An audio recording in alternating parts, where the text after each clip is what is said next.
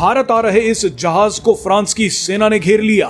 इस जहाज का कप्तान एक चीनी नागरिक था। ये जहाज रूस से 7,50,000 बैरल कच्चा तेल लेकर भारत आ रहा था, लेकिन फ्रांस की नौसेना इस जहाज पर टूट पड़ी।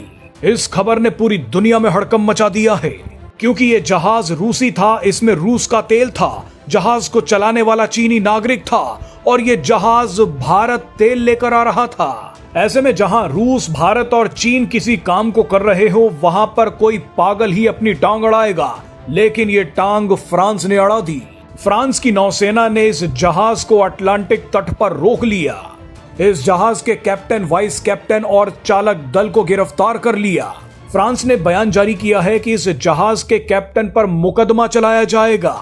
लेकिन इस बड़ी घटना के बाद रूस और भारत ने जो किया वो आपको हैरान कर देगा। इस पर आगे बात करते हैं, लेकिन पहले देखिए कि फ्रांस ने भारत आ रहे इस रूसी जहाज को क्यों पकड़ा और कैसे फ्रांस अपने ही इस कांड में फंस गया है।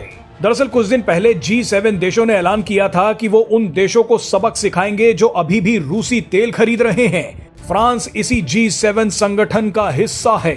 ऐसे में फ्रांस को लगा कि अपने देश में चल रहे बवाल से दुनिया का ध्यान हटाने के लिए इस जहाज को पकड़ा जाए, क्योंकि यहाँ पर भारत, रूस, चीन, रूसी तेल सब एक साथ मिल रहा है।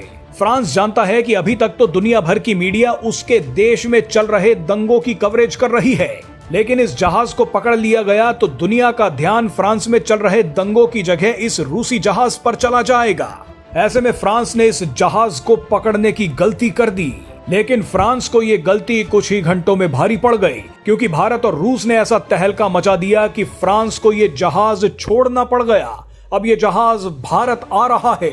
आइए आपको सबसे पहले ये दिखाते हैं कि जब फ्रांस ने इस जहाज को पकड़ा तो भारत से क्या धमाकेदार खबर आई। उसके बाद आपको दिखाएंगे कि रूस ने फ्रांस को क्या धमकी दे दी। दरअसल जिस वक्त फ्रांस ने यह दिखाने की कोशिश की कि हमने तो रूसी तेल पर एक्शन लिया है, क्योंकि यूरोप नहीं चाहता कि दुनिया का कोई देश रूस से तेल खरीदे, उसी वक्त खबर आई कि भारत ने यूरोप को डीजल बेचने के मामले में रिकॉर्ड बना दिया है। सितंबर के महीने में यूरोप को भारत का डीजल निर्यात अब तक के उच्चतम स्तर पर पहुंच गया। और सबसे मजे की बात देखिए कि भारत ने रूसी तेल को प्रोसेस किया और यूरोप को बेच दिया। यूरोप ने धड़ल्ले से ये रूसी तेल भारत से खरीद भी लिया। लेकिन फ्रांस, यूरोप और G7 जैसे देश दिखावा कर रहे हैं कि हम तो रूसी तेल पर एक्शन ले रहे हैं, तेल खरीदने वालों को सजा दे रहे हैं। अब क्या ये सभी देश भारत से रूसी तेल खरीदने के मामले में खुद को सजा देंगे? वैसे इन देशों की दोगली नीति का इलाज व्लादिमीर पुतिन ने कर दिया। अपने जहाज को फ्रांस के कब्जे में देखने के बाद पुतिन ने कहा कि ये पायरेसी है, यानी समुद्री डकैती है। हमारे जहाज को अंतरराष्ट्रीय समुद्री सीमा में पकड़ा गया है, वो भी बिना किसी कारण के। इसका नतीजा फ्रांस को भुगतना होगा।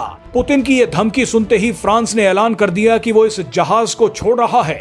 ये जहाज अब भारत जा सकता है।